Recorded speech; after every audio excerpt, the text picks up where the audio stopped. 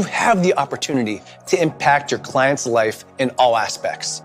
The updated weight loss specialization will help trainers in many ways expand their career. For the first time, we talk about the psychosocial aspects, the sociocultural. You're going to be able to truly understand what your clients are going through when they have a specific weight loss journey. All new information, new trends. We were able to develop what we called personas. To provide examples of what you might experience as a fitness professional when you encounter a client. And build confidence as the months go by. I'll feel more comfortable in my skin. My self-confidence will improve. Empathy is something that runs through the weight loss specialization. It's about guiding people. Regarding nutrition, regarding exercise. I can go to bed at night knowing that I've done something good for the world. It's great content and a blueprint for how to get results with your clients. We put together a complete solution to help you, the professional, become the next weight loss specialist. I'm Brad Dieter. Ken Miller. Casey DeYoung. Wendy Batts. Nolan Highland. Mike Fanagrassi. Welcome to NASM's Weight Loss Specialization course.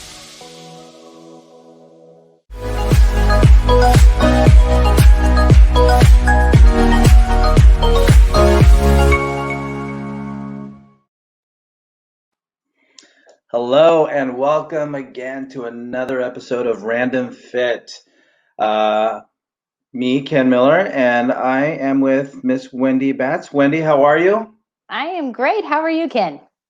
I am awesome. It's beginning of a new year. Well, close to the beginning still, but and as luck would have it, we have an awesome topic it's timely for a lot of people when it comes to the new year, new you. And what we're talking about today is the guts. So going from guts to glory and what it takes to make that difference in your midsection. So I think, unless you're one of those genetic freaks who's just had six packs since they were 2 years old, the rest of us, looking at, okay, how can I get this midsection looking the way I want to look at, or just getting to the size I want it to be.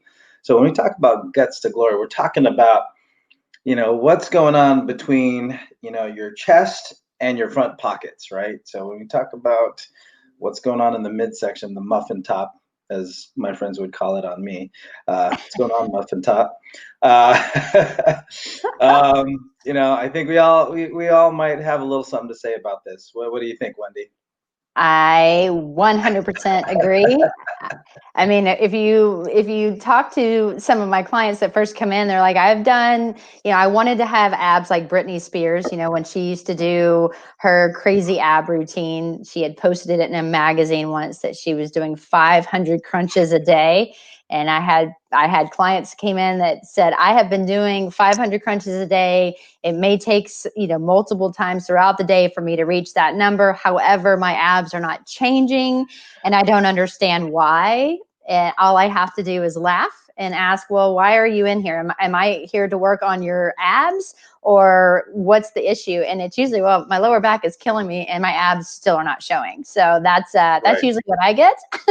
And obviously there is a correlation to both of that, the reasons for both of those both of those things. So I'm super, super stoked to talk about this topic. It's definitely one of my favorites so far.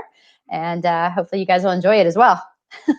Yeah. So, you bring up a great scenario again. A lot of who I work with right now, either it's the middle-aged guy or it's a young athlete. But one of the problems, one of the kind of the commonalities is that they all want stronger cores, right? But for different reasons.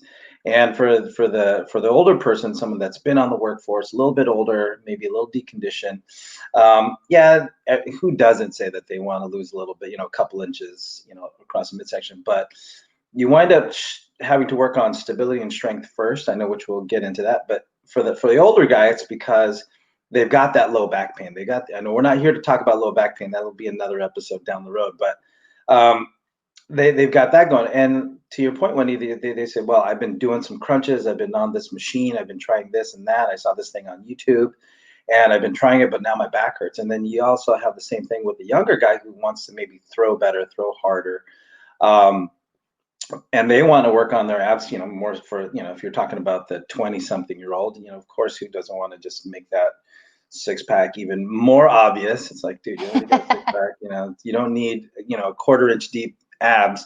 But they wind up having the same issues a lot of times as well when it comes to, getting that midsection looking the way they want it to look, but they've got some kind of irritation going on with the low back as well. So, and that leads us into, what we want to address first, when it comes to safety and health of that midsection is, looking at what we're trying to accomplish first, what we should accomplish first through stability training. And a lot of times that goes missed when it comes to, okay, it's January. We want to look better. We want to feel better. But more importantly, we want to feel better first. If we don't feel good, we're not going to look good because we're not going to be able to move well. So from that standpoint, Wendy, why don't you tell me about, how you start somebody off when it comes to planning their progress from A to Z, right? Because a lot of people think it's just A to B, right? It's just, I need to do one thing and I'm going to be there. No, it's a process. So how do you plan things out for your clients that want that, go from guts to glory? I think it's important to think about the assessment. Obviously, with me being a trainer, I do an assessment with every client that comes in. So I'm looking for common compensations, which will allow me to help loosen muscles that are overactive and then obviously strengthen the underactive muscles. Very commonly, the core is very underactive because people are in a seated position. They're at a computer all day. If they are even younger individuals and they come in, they've been sitting at a desk all day because they've been in school, and then they want to go out and play, their sport, or they want to do something, but yet they're not getting the power production that they're hoping for if they're like playing baseball or something along those lines. So I think having a good foundation and understanding as a trainer and being able to talk to your client about that is important. However, when somebody comes in and they have specific ab goals, if you will, I think it's important to really just get them going from the start. Sometimes if you go into too much explanation, it just will cause more and more confusion. But I think it's important to really discuss that there's really two different types of areas that we're focusing on. And like you had mentioned, stabilization. And what we're focusing on in the stabilization area is mainly the local muscles. And those are the little muscles that you can't see. So people never want to train them. And those muscles basically connect one vertebrae to the other to help maintain proper positioning and alignment of your spine. And if you can get those muscles activated, which are really, really deep within the core, then you are going to set yourself up for being able to lift more and produce more power and look better and feel better and everything, plus minimize the chances of injury along the way. And so those are muscles, again, because you can't see them because they're buried so deep inside, people really don't want to train them. But if you are getting yourself into proper alignment that we've talked about multiple times, which is basically feet pointed straight ahead, knees in line with the toes, your hips are in a good neutral position, shoulders are neutral, and your chin is back in line. So from an angle, your ears, your shoulders, your hips and knees and ankle bone basically are lined straight up. Then if you go into exercises like planks and side planks, exercises really that have little to no motion of the spine, but are really focusing on bringing your abs in. Some people say drawing in, some people say bracing. We like both. However, you really want to draw in first and then add bracing to it because, again, on a longevity standpoint, as well as squeezing the glutes. If you can get those local muscles really strong, and basically then add on what we call more of the global muscles, which are the muscles that are going to move the spine. So your crunches, your back extensions, your side bends, then you're going to really be able to maximize your core strength in every level. So whether you're moving, whether you're doing something more on a stationary machine, and you're going to really minimize the chances of activating muscles that really shouldn't be activated in an exercise that is specifically designed for one particular muscle group or complex. Right. Did you get all that? I did. I was like, wow, I just get so engaged with the words that are coming out of your mouth. And you mentioned something earlier. You have a student athlete really who goes from seated to now throwing, playing, running, kicking, jumping, and all that stuff. So they go from 0 to 60 really fast. So they go from doing nothing except for, whatever you need to just sit upright to just now explosively turning, twisting the trunk and the spine. So when you talk about the local muscles, a lot of times that in between spot of regaining stability and then working into strength and power winds up being important. And you mentioned, an extra, the plank, which is a very popular exercise, but often, and it's often a misused exercise when it comes to the execution. So like you said, Wendy, it's, being, holding those kinetic chain checkpoints or ears, shoulders, hips, knees, and ankles, being able to hold, especially the midsection, and having that nice neutral position, or what your neutral position would be as an individual, because we all have a different neutral. But being able to control, activate, pull in, belly button in towards the spine, or draw in, and control the spine. But a lot of times when you're doing a great exercise but doing it incorrectly, it is a bad exercise. So do the planks, but now consider doing them with a different postural position. So that's good scapular thoracic stability, as well as a good position with a midsection. And I think that's where a lot of times when people do an exercise that is designed to work on the local stabilizers or the deeper, more spinal based muscles, is to do it with that in mind. And I think that's an awesome point that you brought up, Wendy. And because of the nature of the muscle fiber type, it's long time under tension, right, with low intensity. And then that's where holding it or teaching your body the ability to endure that tension over a longer period of time is going to be what's going to be important. I'm not saying hold it for 4 or 5 hours, but I am saying, if you can hold it for, with good position, with good structural integrity, get your 45 to 60 seconds, however long you can do it with good form. And that's going to be one of the better things that you can do. It's like, use these exercises that are commonly seen out there to help stabilize the spine, but do it with those checkpoints in mind. Because how many times, Wendy, have you seen someone do a plank?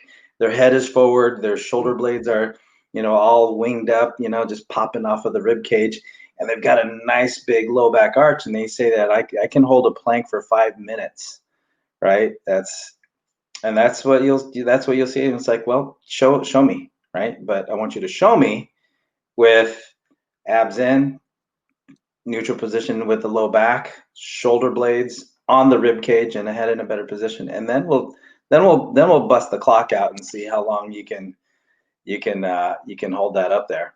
But what I found when I have people do planks that say they can do them for multiple minutes at a time, I'm like, that's fantastic. I want you to show me, like you said, get in position, and they're in the praying position, so their hands are turned in, like you said, the head, the shoulders, and everything are out of alignment. And what the hands bring in, it just sometimes will internally rotate to bring your shoulders forward, which is a very common compensation that we want to tell people, open it up. So just make sure that the elbows and shoulders are in line. One of the big things I notice too is people, if you can draw in, so squeezing your abs and you can squeeze your glutes, if you do that, that maintains a neutral position in your spine and in your hips. And what ends up happening is people's glutes are usually very weak.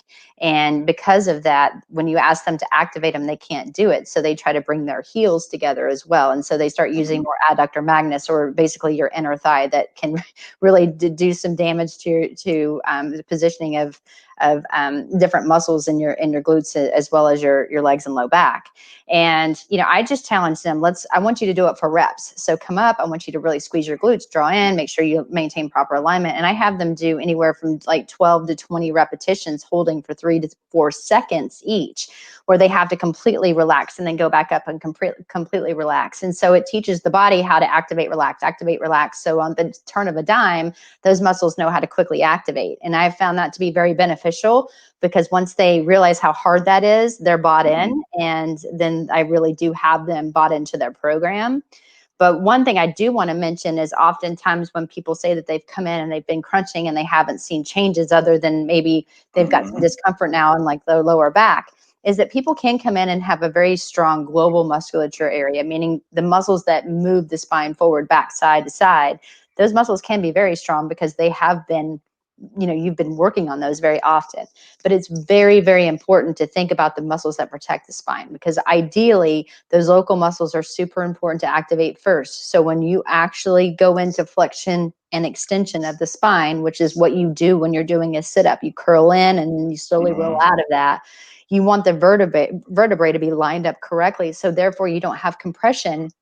And then you hear people that say that they've got disc issues because they're compressed in a certain way. That's usually a cause of very weak local musculature, but stronger global muscles. And so that's a key sign right there, that you want to take some time to really focus on the planks and the bridges and the quadruped positions to work on those.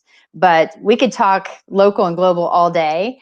But I want to actually talk also on some of these pieces of equipment that are out there on the market that you've seen. And I was absolutely blown away when I started just pulling up different, equipment pieces that you see in the gym or you've heard about, like it started in the 80s or whatever, that, it took the world, by surprise, and they became this like new quote fad. But why don't you start us out, Ken, and tell us a little bit about the ab roller? Oh man, it's funny because you can't help go down memory lane, and now it's like you're in the 90s, right? And you're just if you have ever had like a late night study session and you just you take a break and you start watching TV, and that's what comes on TV. These either I have the tools available to help train my dog better, or I'm buying some kind of fat loss or muscle building, and the ab roller is definitely an iconic piece of equipment. Now, when it comes to that one, I bring that up, and I can't help but giggle because my mom, sorry mom if you're listening, so probably not, but but my she had one sitting right next to her. I just remember going upstairs and Mine too. walking by her bedroom, and I see this thing, and she's got, and of course now, the last time I visited her, she's got the videotapes, the VHS, with the DVDs stacked. So it's like, okay, mom, you don't have a VHS anymore, but you still have it.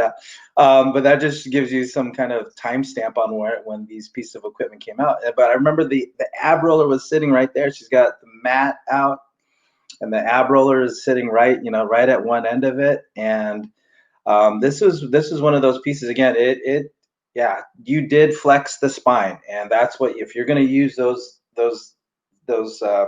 external, those superficial muscles, the rectus abdominis, it's going to do that. Now, the one thing about the ab roller is that it does have the pad on the head to help support the neck, but it's also got that nice big looping piece of metal which just rolls on the ground, which helps promote that spinal flexion while supporting the head and the neck. Although you have that safety on the head and the neck, but how much are you actually using the abdominals? But here's the funniest thing about the industry as it was as it is today, when it comes to the ab roller being one of the first things on the market to help with getting those six-pack abs, is that Don Brown is the inventor of it, but he has gone on to purchase and invent other pieces of equipment. But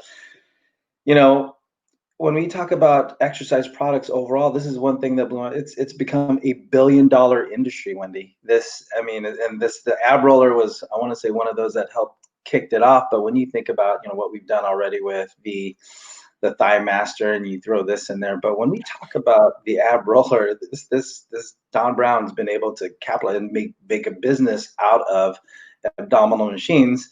Good, bad, or indifferent, but the ab roller was one of those that really got things started for him. I mean, he was involved with other fitness ventures, and as far as gym ownership and things like that, but he's done a lot from a business standpoint, and the ab roller was one of the big things that started it off for him. So But the billion-dollar industry when it comes to fitness equipment, and this was one of the bigger iconic ones. So I don't know, Wendy, have you been on an ab roller? So my mother actually had one as well, and she was like, "Yeah, I've been working my abs every day," and she was 100% Greek. So listening to her go on this rampage that she's not seeing these results that she saw on TV was actually pretty amazing. However, what she would often complain about was when her stomach got tired, her shoulder, she was getting more of a shoulder workout because she just started using her arms to crank up the machine, because instead of really focusing in on flexion and extension, she was just trying to do anything to get the momentum going in the machine, which I found actually very amusing. One thing when we were kind of looking at some of the research, when I also did see that it was $1 billion, y'all, $1 billion for an ab roller. And now they have the ab roller evolution, which is basically the same thing, but they've taken just doing the abs and now you can reverse it. So when we talk about this machine, again, it's almost like a big U shape with a pad on the back of the head.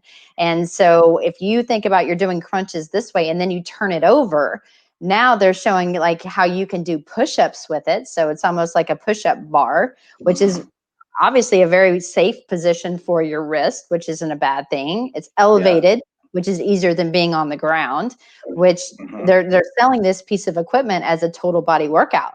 So not only can you do your crunches, now you can do your push-ups, and then you can turn around, put your hands on the bar, and go into dips. Now, if you've listened to any of our other previous podcasts, we've talked about just be very, very careful with dips because of the positioning of your shoulder. But this is how this guy's making money, and people are buying it. It's one of those as seen on TV pieces of equipment. It's still on sale today. And I mean, but if you really want to target your rectus abdominis, which is like Ken mentioned, where you flex and extend, it's actually your primary, ab cruncher, if you will, then this is a great way to do it. Yeah, and I think with that next level of the ab roller, you had more of a total body approach, as you mentioned. And when it comes to seeing that six pack or reducing that waistline, basically what we are talking about is losing the fat that's on top of the muscles, right? So there is a caloric balance that you want to achieve, which means, okay, we want to spend more calories, whether you're doing that through cardio of some sort, resistance training, putting on lean tissue, but also managing the calories you take in so that you can now draw from your fat stores and, shrink down, like my friends say, the muffin top. So when it comes to that evolution to now doing one piece of equipment and repurposing it for more of a total body approach, I give that a thumbs up when it comes to whatever it takes to help you spend more calories, and whether it's doing spinal flexion or extension, or even doing push-ups, things like that, whatever it takes for you to spend more calories to see and realize that midsection, I'm all for it. But when it comes to that single piece of equipment, I mean, it's still on the market. You can still buy it today. And on the same note, I want to say that the ab roller has since disappeared from my mom's the side of right next to my mom and dad's bed, so it's no longer there. But it definitely sat there for a while. She said she used it, but I got on it a couple times just to see what it was like. But there's other pieces we can talk about now on top of that. I think that kind of brings us next to another one that I wanted to mention. This one I found a little more shocking.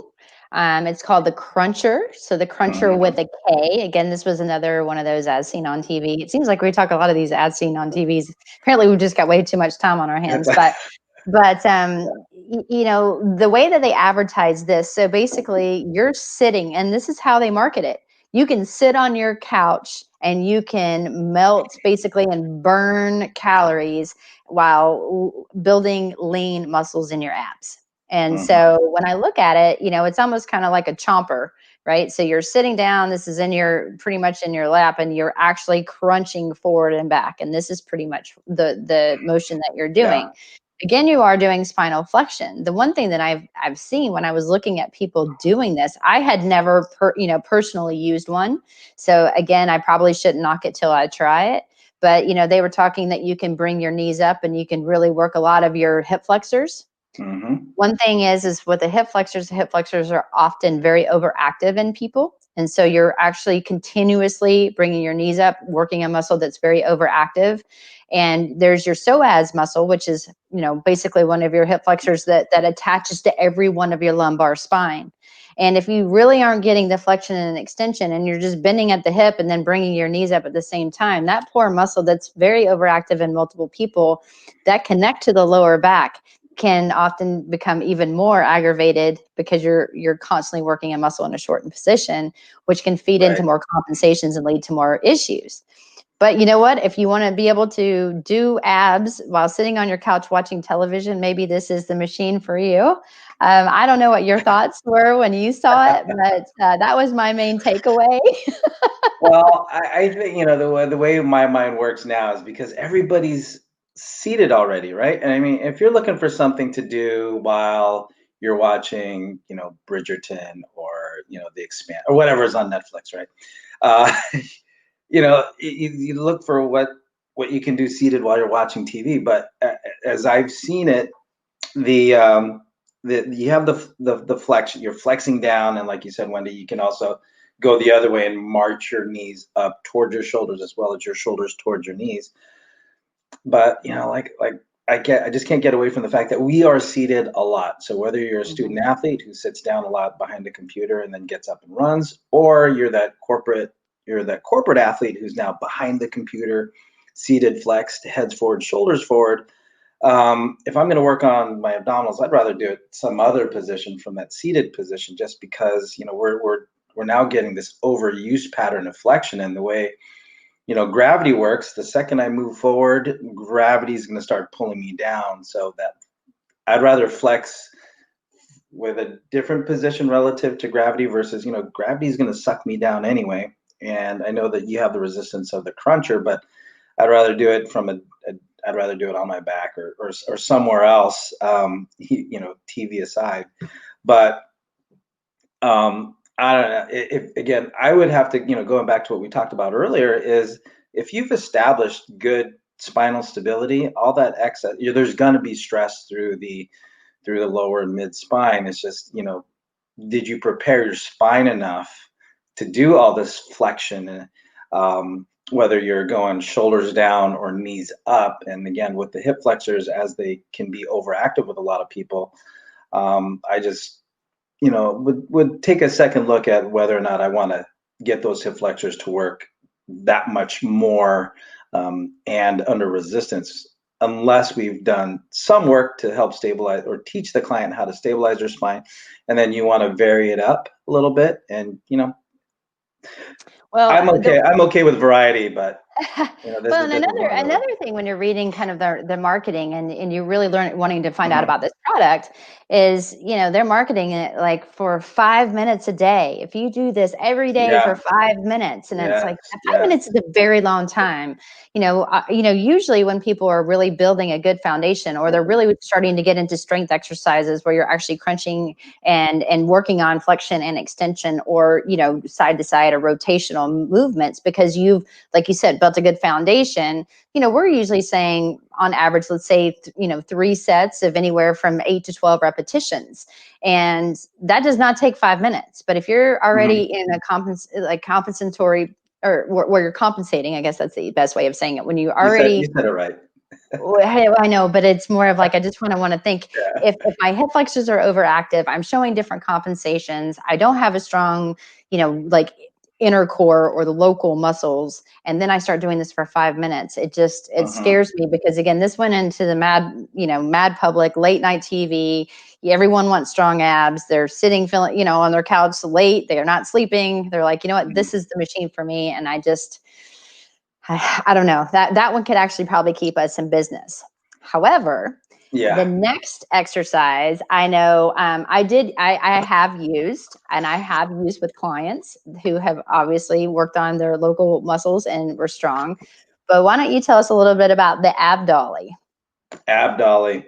The funny thing about I got stories about these pieces of equipment, but the one thing I just remember as a kid, my dad would he was a grease monkey. On the weekends or even after work, he'd be working on the car, and a lot of times the car would be jacked up, and he'd be on this dolly, he'd be sliding under the car and then back under the car, hand me the wrench or hand me, whatever.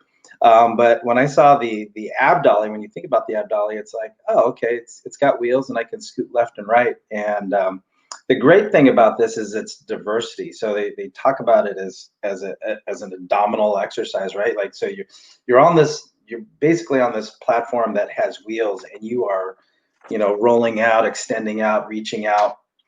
But and that does a lot for the core and the trunk, right? And that's why I love it so much, is because it is so diverse in how you can use it. So basically, yeah, you get on your knees, is I think how the video shows it, or on the commercial as it was.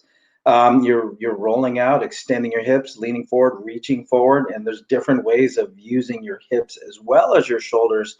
And because of how you can control your body, or how you position your body, it's a great core stability exercise.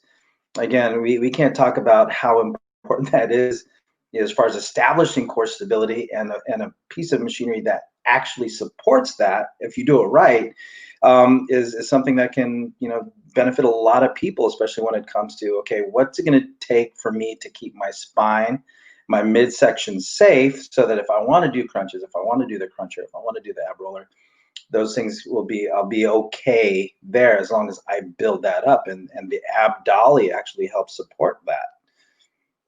I agree. And, one thing when you're thinking about, doing flexion and extension of the spine, I can't necessarily think that the ABDolly is the machine that's going to do that, because in all reality, usually your spine stays in a straight position. But to your point, you're really working a lot of those muscles. Remember when we said the local musculature, there's little to no motion of the spine. You really are engaging your deep core muscles that do protect the spine. So I think it's fantastic.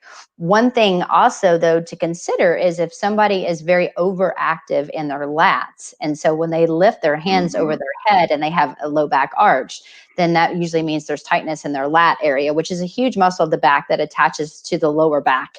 And so when you're reaching out, if someone does not have the right lat extensibility, there could be a low back arch, which could increase low back pain if you're not careful. However, again, proper positioning, proper execution, I think it's fantastic, because you're using your core, you're working your lats.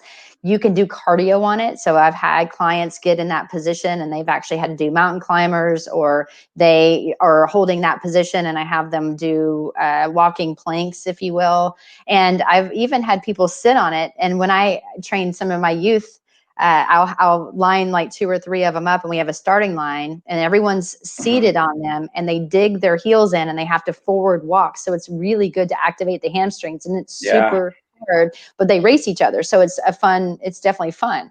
And then they can push themselves backwards. They can do a lot of different things. So I think that the fact that you can roll it in different directions, get your obliques, I think that's also very, very cool. I do like this piece of equipment. I just, obviously, not to be the Debbie Downer, but I also want people to use it with caution, because there is a perfect time and place. You just want to make sure your positioning, when done on this, is executed correctly to avoid injury. Right. As with all pieces of equipment, I guess. So, very true. Very true. But, in doing the research on this piece, one of the things that I saw was that it was created and developed by an athletic trainer by the name of Brett Fisher. So, so from the standpoint that you had somebody who was a working professional in the field, I'm not saying that those other products that we've mentioned already aren't people that have got strength, performance, personal training experience, but the fact that this guy was, or I'm not sure if I think he's still practicing still, is that he's there for performance and the rehab. So as an athletic trainer, you have that crossover. So, when you're dealing with a healthy individual, you have a piece of equipment that you can use, but also from a post-rehab rehabilitation. So again, if you've been working at the professional level at any sport, you're going to have those guys that are coming off of injury that you need to reintegrate back into performance. So then, a piece of equipment, and again, I'm speaking from how I've used it in the past as well, is that if I can take somebody who's coming back from a shoulder situation or even a hip or knee situation, I can use that piece of equipment and for different purposes on the same individual. So whether you're talking about stabilization, which we were just talking about, but also using it from a strength and performance. And I love how you gamified, sitting on it and doing those, walking from there, because that was something we'd use in the physical therapy clinic. Just you're sitting on a stool, one of those wheeled stools, and doing that. And I can only imagine right now sitting down close to the ground and having your heels kind of drive you forward. So it makes me want to buy one again. I know, it's super. I mean, yeah, just another way to use it. We didn't want to use it in certain ways. We were trying to make it fun. And that kind of blends us into one of the next products, which was the ab wheel. And to me, the way that that you used it was basically the same way as an ABDolly, other than you could sit on it and ride it. It's actually a wheel with two handles, and you roll it out and roll it back in. And the same claims, that it's working your abs, and you're going to tone and burn and lose all these, you're burning calories and toning your muscles. You're working your upper abs and your lower abs, which, when you're working your abs, guys, you're working your abs. If you're working your rectus abdominis, you're working it together.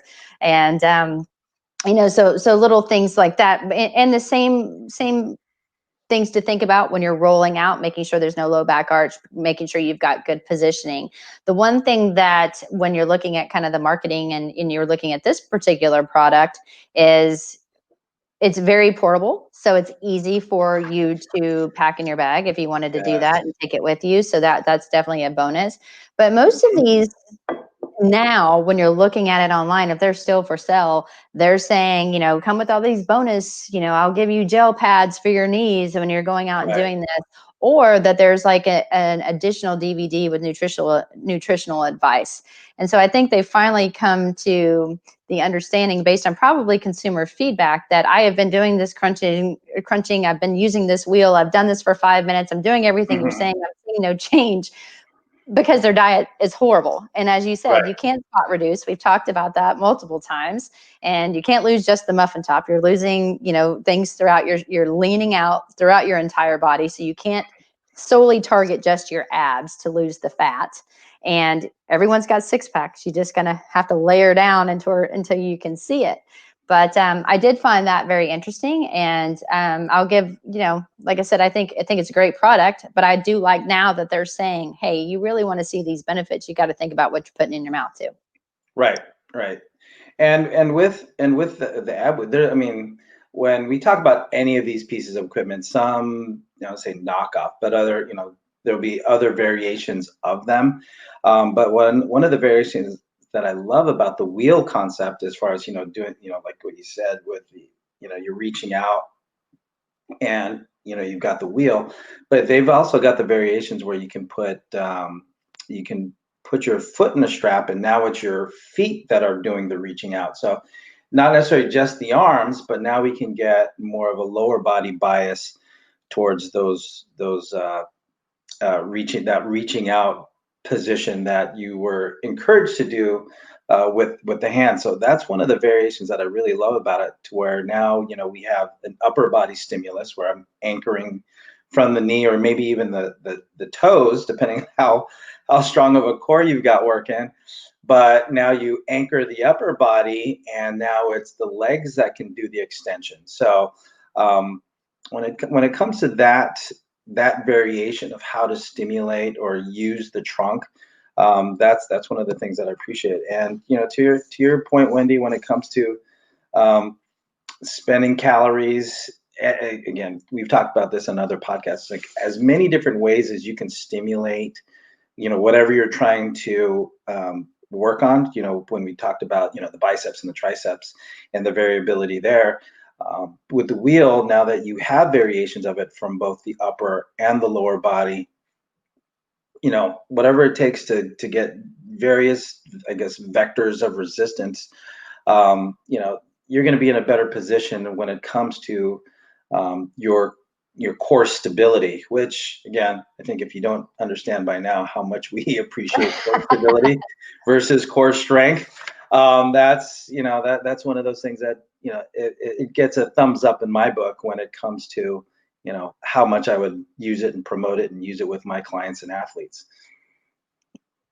There are a couple more that I want to mention before we get off of this, because I know we are probably getting down to the wire. But I did want to. Have you seen the Ab Coaster? It's actually a piece of equipment. This is something that you guys might have actually seen in the gym. It's actually a piece of heavy duty steel piece of equipment, and you hold on to it, and you basically put your knees in, and it's claiming that you work yourself up from, like, it targets your lower abs all the way up. And, so basically it's a knee drive, kind of in an arc angle. I found that piece pretty interesting as well, because it seems like it's more knee hip related than anything that's targeting flexion and extension or rotation. However, if it's making that claim and it's reducing the stress to your neck and your lower back and your shoulders, and now you can load it with plates. Like, why wouldn't you use it? Yeah, exactly. I think you're trying to cater more to the male clientele. Anytime you can put a plate on there, add external load, it's like, hey, check this out. Put more tens. Let me get more tens on this side. But to your point, I mean, again, it just goes to how closely related hip flexion and spinal flexion are. To where, I mean, this could be a good exercise if you're drawing that movement from more the spinal region versus the hip region. However, the motion does promote more of a hip flex, more of a hip flexion, because if you look at its cousin, I guess the glute blaster, or I forget what. Do you remember have you looked at that? The actual opposite, where you're extending. Do you remember what it was called? I know what you're talking about, but it is something like that. It's basically you're going into hip extension, so you are working your glutes. Yeah, exactly. So if it's sister, the glute extender, what I hate to mention it without bastardizing its name, but if you have one motion that's using the back of the hip, but this motion is promoting the front of the hip, then if it's getting the glutes on one side and then the hip, it's more likely to get more of the hip flexors on the other side versus working the spine. So again, hip strength is hip strength, but if we're trying to focus in on the midsection and the abdominal region, then that's something to think about. And as it is with any investment in equipment, whether I'm doing it for my gym or someone's doing it for their home gym, it's one of those things I'd encourage anybody, before you make the investment, whether it's $20 or that one piece of machinery was like $3,000 or $2,000. Get on it. Are you feeling the area that you want to feel, or you're trying to feel? How much work is it going to take? And as a gym owner, I'm looking at, okay, how big of a footprint is it going to be? But if you have a home gym, it's probably like this room I'm in. I've only got so much X amount of space, and you want to see that, okay, is it doing what it's supposed to do for me to accomplish the goals that I want? So in this case, with this, guts to glory, am I trying to get from guts to glory using my hip flexors or my midsection? And that's what I'll say about that one. Yeah, I agree. And we could talk about abs all day. I mean, I know there are other products on the market. There was something called the Ab Circle Pro. There was something called the Ab Doer 360, where basically these were more rotational. Like, you're holding yourself in a fixed position and you're actually swinging your body side to side, which can cause a lot of stress to your lower back, your QL, those little muscles that protect your lumbar spine and your lower back. But, the claims are, if you do this for 3 to 5 minutes a day, you're going to burn all these calories, and it's the equivalent of, 100 to 500 sit-ups a day. We just want you guys to use it with caution, because just because they're out there and the models always look fantastic, because they've been using that one particular machine, and that's why they use them for the marketing product. You guys realize how crazy that sounds. We just like, I could talk about abs all day. I think, to your point, you're only strong as you are stable. That's what we really talk about, honing in on the exercises to build a really strong foundation, really strong stabilization of the core. So remember, the muscles that do not flex and extend the spine, the ones that actually protect the vertebrae first, then add some flexion and extension, once you know that you can maintain proper alignment, if you want to try any of these products, I'm telling you, go for it. It's just make sure you've got really good form. Try them with sets and reps versus doing it for a crazy amount of time, and change it up. We've talked about that as well. Some days do crunches on the floor. Someday maybe you want to do the ABDolly. Someday maybe you want to do one of these rotational things. Just make sure that when you know that you're going to get on these pieces of equipment, what are you targeting? And if it's saying that you're targeting your abs, but your spine is not moving, then just know that you're probably working more psoas or hip flexor that maybe you need, maybe you don't need. So just look at how the machine works and then decide, is it truly saying it's working when it's claiming to work? Right.